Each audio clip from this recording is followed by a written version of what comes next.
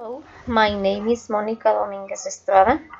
I am actually coursing the second quarter of the master's degree in English language teaching at eExpro University. This is my subject, Phonetics and Phonology, directed by the teacher Alan Ricardo Aquino Trinidad.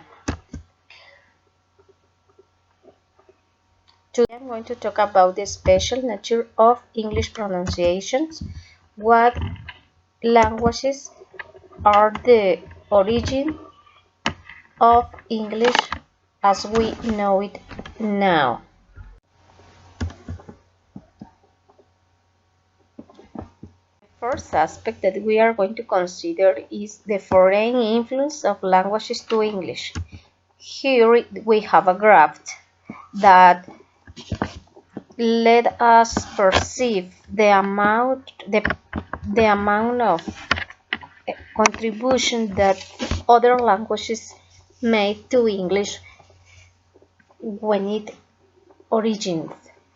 First and all, we must know that language is an hybrid language, but it is basically formed from French, German, and Latin, that according to history and the different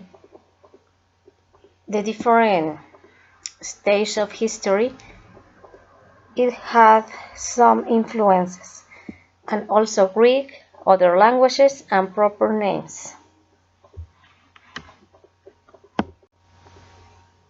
The name as English we know comes from the dialect Angles that gave the name to the language. We also must consider that during Renaissance, also Greek and Latin loan words to the English language, and we must know also that this language doesn't have a central academy as it happens with Spanish or French. English only has some grammarians who are still insisting on that we cannot split our infinitives and all children should speak received pronunciation in school. That is why the phonetics and phonology is a very interesting subject to consider in English language teaching. And this is one of the hardest problems that we have now as a teachers, because the lack of this centralized control along the tendency of language to assimilate new words, it makes a very hard prospect for learners of English. They to know how to pronounce correctly the language and to produce the sounds that we have to use in English language teaching. The experience of some teachers have had is that when they try to explain their role, or they are asked to explain a role for pronunciation the English, it is very difficult for them to do it because it is different from other languages that are very centered and with some rules that have to direct the language in some way, but it doesn't happen in English. So many times the problem is that the English has rules, but not as the other languages, Spanish or French, for example. The question here is to teach or not to teach. But it is a good question, but in this subject, precisely, it is analyzed how can be made this activity with our students.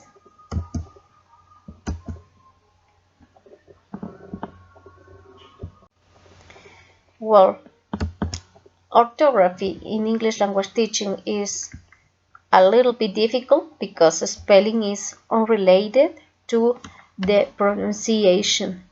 Many of our learners say or think as in their mother tongue. They want to write what they listen, but in English it is not possible to do this. English emerged since 15th century, but it has changed a lot since then.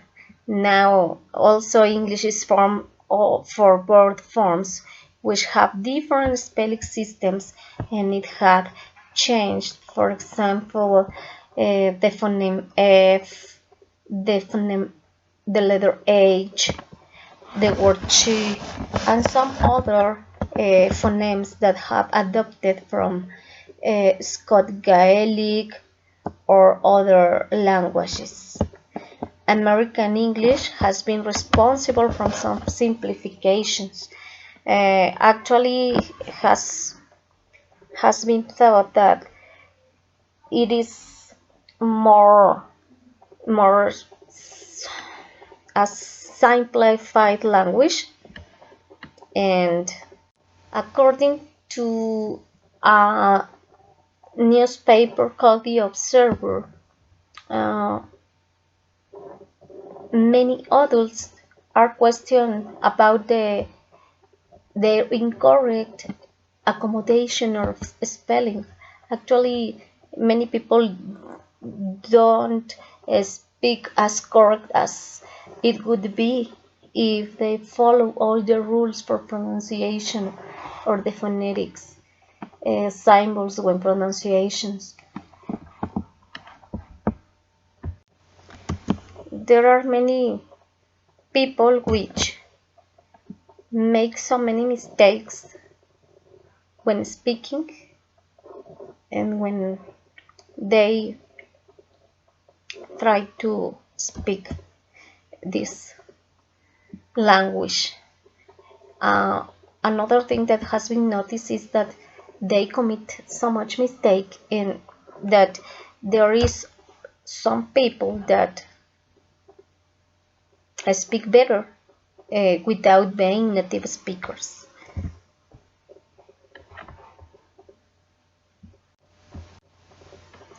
Another aspect that we have to consider is the regional differences to pronunciation. There are phonemic symbols accepted for the International Phonetic Association, but they also pronounce incorrectly some words. Many times the native speakers doesn't take this in account, and according to this information, there are a wide varieties of accents and words around the English spoken countries, and according the location, the accent maybe can be different from one words to others, or one accents to others. British English, for example, tends to use a southern form for pronunciations for the audios, and on the other hand, also in the United States, there are a lot of accents. Some words are different to make refer to some idioms from British and American English, and the words that they use also have some varieties. So as English language students, we have to know a kind of standard English and to have a variety of meanings for a word, and we have to be trained to interact with British people and also with American English people, so we can stay in touch with them, and we have a correct communication with them, because maybe we can say a word in British English and it is not the same meaning in the American English. Another feature that we have to consider is that actually in some countries teachers are required to be well prepared with a regional accent and a good command of received pronunciation.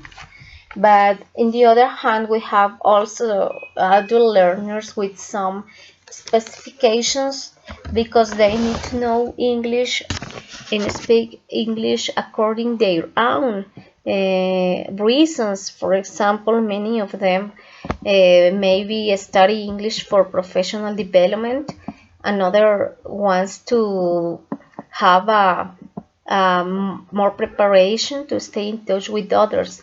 Another perceptions that many people has is that British English is a kind of superior model of English. They say many times that it is the original language, so the American English is an inferior one. So even though we are not sure that this is true, there are many variables to consider, such as the mother tongues of students, the age, the personality type, and the size and the shape of the students' vocal cavities that will develop the accent that all of us have. It's a way to say that we have our own kind of pronunciation, but that we have to follow some rules, and that is why that phonetics, phonology, and phonology exist.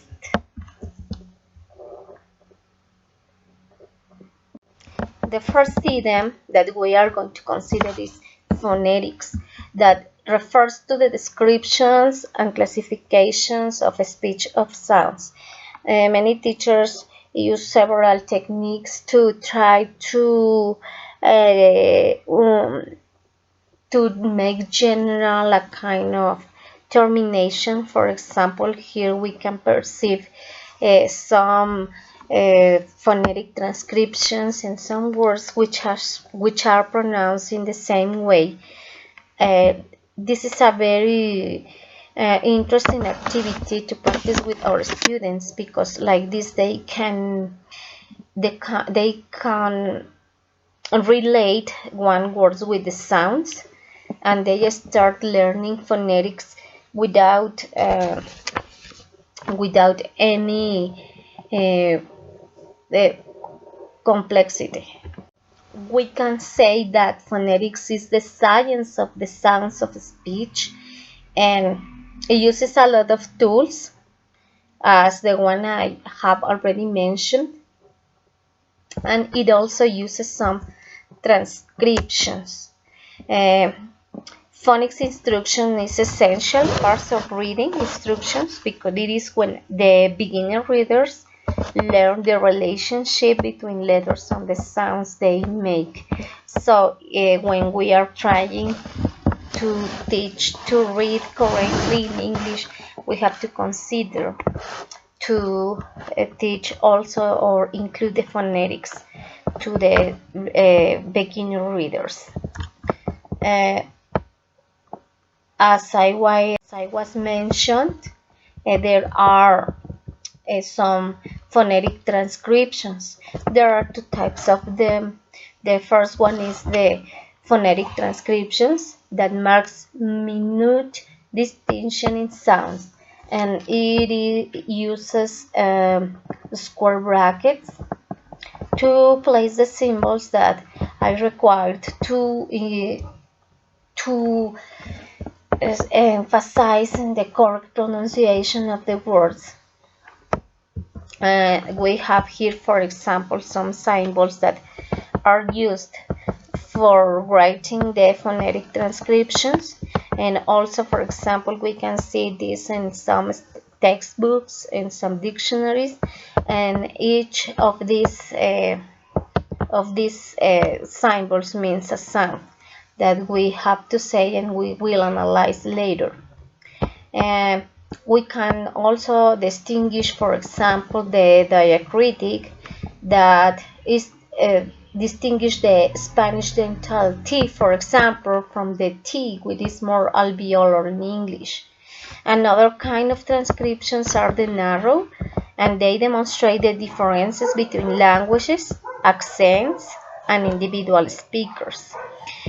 For example, how to pronounce cat, cake, or how long are they different, as I was saying, for example, in another languages. that are using another kind of words. In some regions, the pronunciation is not the same that in another. For example, the northern with the south is different pronunciation and different accent. Uh, it is also that many teachers are using these types of transcriptions in their classes just with or such informations, because most of them don't use it at all. Another thing that we are going to consider to take in account when teaching pronunciation is the phoneme, that it is known as the smallest unit of language which can distinguish two words, as seen in the Longman Dictionary of Applied Linguistics. This is the phoneme, mainly the basis from the words, but the smallest part of a word. The number of phonemes varies from language to language and from variety to variety within a language. English have 44 phonemes, and these phonemes have an inventory. This inventory consists of 24 consonants and 20 vowels, but it is just an idealized standard of the reality in English, because as we have already listened, the sounds are very different, and it depends of the region, the speaker, and maybe we can also identify allophones, that are words that they are words that pronounce in a different way, but the meaning doesn't change. It happens very often in many spoken English.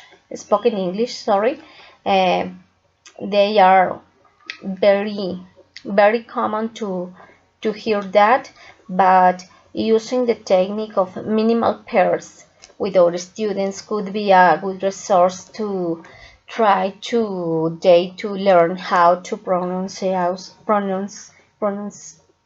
to get a correct pronunciations of the words.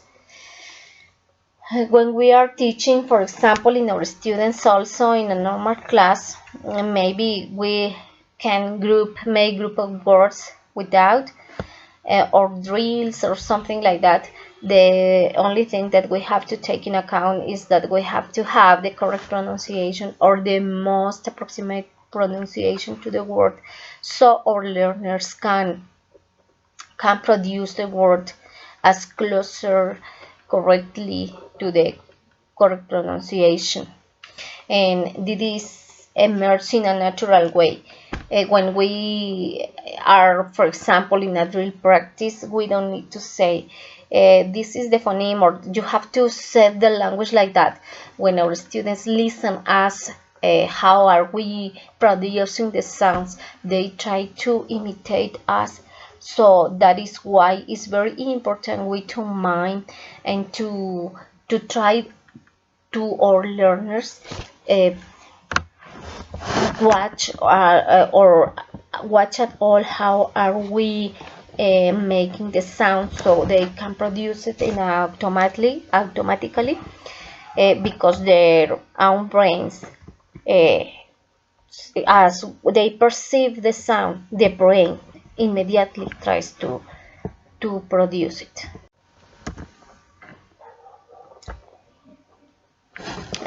Finally, we are going to talk about phonology, that basically is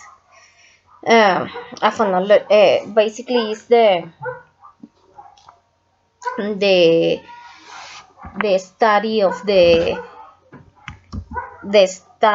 of the speech sounds used in a particular language.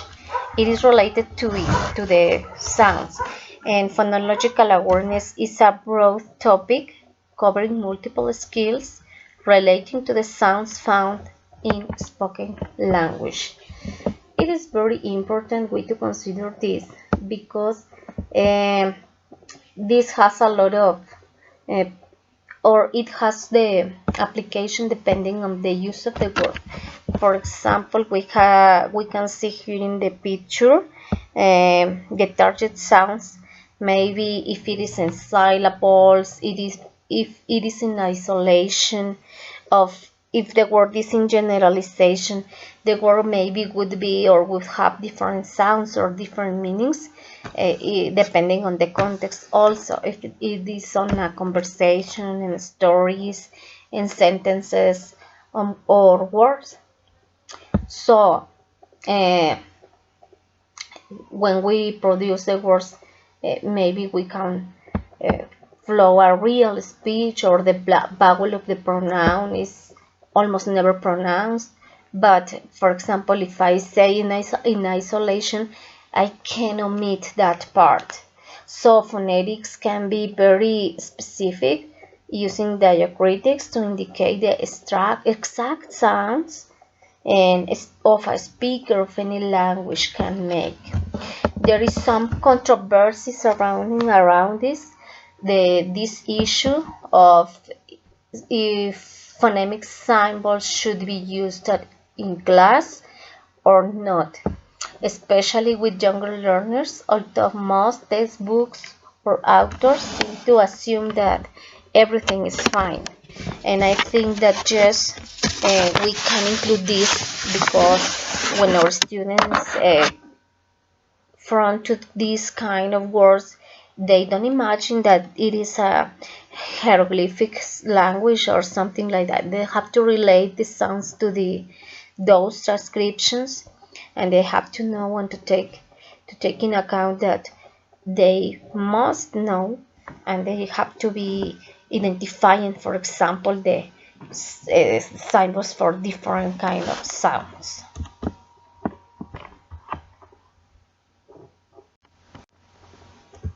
The next topic that we are going to talk about is about a little about physiology and are the articulators. Here we are going to consider some articulators as the mouth, the larynx, and some parts of the respiratory system.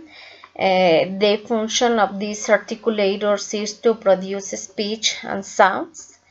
And here we can see some examples of how mouth and lips, tongue also include or are formed, or how articulation can be made correctly, and what is the correct mouth or lips or tongue positions to try to imitate the correct pronunciation of English words. Because, for example, if we compare with our mother tongue, that is Spanish, some articulation doesn't exist in English, and vice versa. Some English articulation don't exist in Spanish either. I have to say that all the group sounds we produce are the result of muscles contracting, the muscles in our chest, our lungs, or the muscles that we use for breathing. They produce the flow of air that is needed in almost all the speech sounds.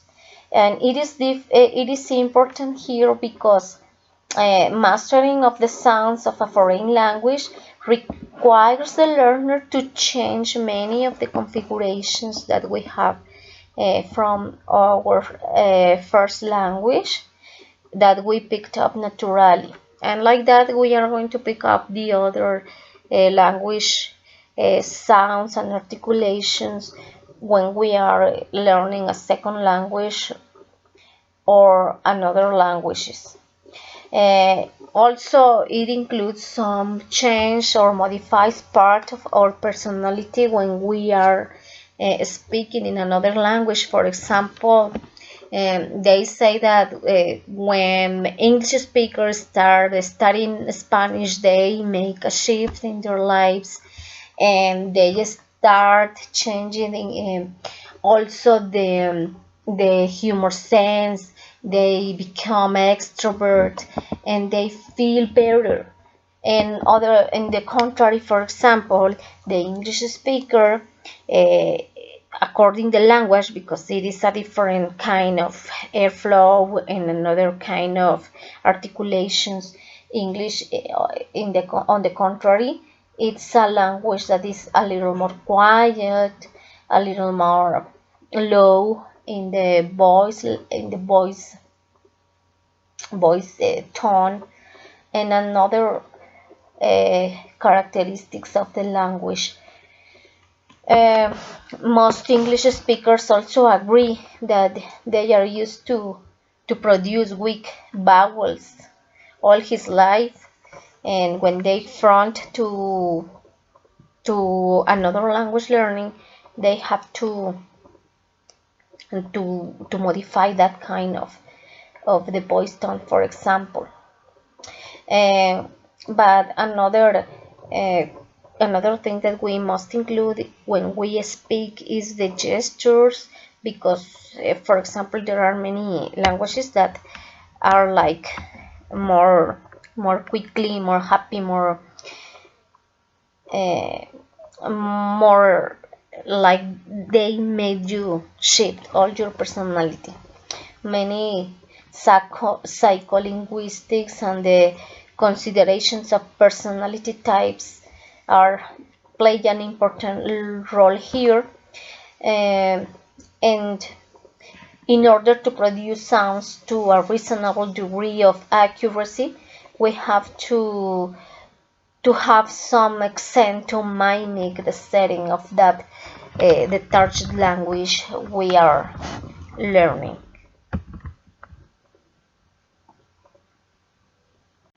Here we are going to talk about some anatomy of the larynx. The larynx it's the most important part to articulate the language. It has several functions, but mainly consists on producing the voice. It is made of cartilage, and it is like a small box, depending of the that has some vocal folds. Depending the vocal folds positions, we will uh, we will start producing different kind of voice. The first position that we are going to talk about is wide part. This is used for normal breathing, and with this position we can produce sounds like P, F, or S. Another position is narrow glottis, that is when air passes through the narrower passage and the result is a fricative sound like H, or this is also known as voiceless glottal fricative. The next position of the vocal cords is a position for vocal fold vibration, and it happens when the folds are touching each other lightly and start vibrating. The higher we vibrate, for example, when singing, is the note that singers produce. Another position for the vocal cords, and the last one is tightly closed. That is, it happens when we can press the folds together tightly so that the air cannot pass through the larynx. This is, for example, when we are doing a physical fold, we start to say oh, something like that, and we force or press the vocal folds. The other part that we are going to analyze are the articulators above the larynx. Here we have a scheme with some of the main parts of the organs implied in the voice articulation.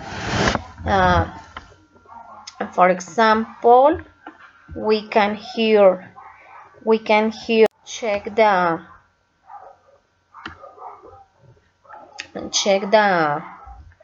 larynx, the pharynx, sorry, the pharynx. That is a sort of tube. It is divided in two parts.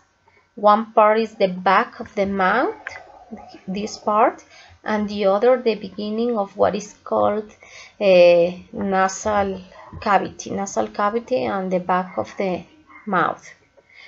The velum, here we can identify it here. It allows the air to pass through the nose and through the mouth, and also we can identify here the hard palate. The hard palate isn't responsible for many sounds in English. For example, the sound and it is post-alveolar. The alveolar ridge, also this part of the organs, articulated organs. This is something you can feel with your tongue. It is like raw and pitched. It is just near the pale, and we can produce sounds with like T or D when we touch this. They are known as alveolar sounds. And the tongue also, it is very important. This organ is very important. It organ will produce some sounds according its positions and the parts that which this organ will make contact, and also it will be the responsible with the long or the short sounds of vowels. For example, we have also the teeth. It is worth pointing out that the teeth are only along the sides of the mouth. Sorry, the sounds made with the tongue touching the front teeth are dental. The dental sounds. When the tongue is here touching the teeth, we can say those kind of pronunciation dental sounds. And finally, the lips, that are they're responsible to make some sounds as F, B, V, and they are known as the bilabial sounds bilabial, and with the lips and teeth in contact, we refer to them as labiodental sounds. They produce two kind of sounds. We have to say that the articulators come in contact with another articulators. Also, it's missing us the jaw, that it is important to check the articulators template.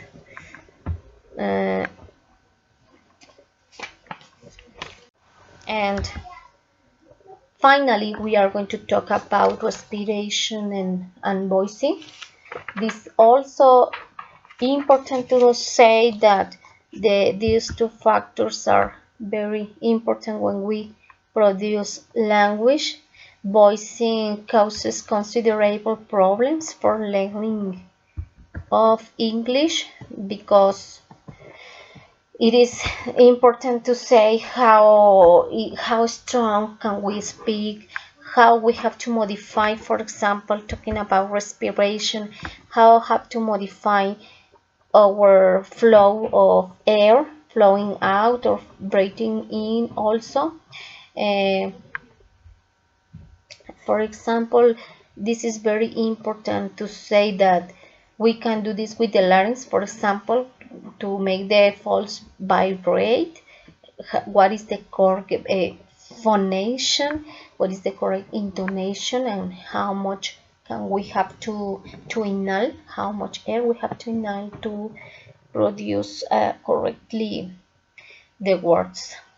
We have to pay attention especially to the intensity, for example, and shouting for high intensity and low intensity. We will have to consider this part of um, consider this part of the when we express some languages, because depending on this we can make the some voices, for example, the breathy voices, as sexy voices known, or other like creaky voices, or the glottis voice. Um, so I I I hope that this kind of explication be useful to you and help you to know a little bit more about the language pronunciation and the phonetics and phonology. Thanks a lot.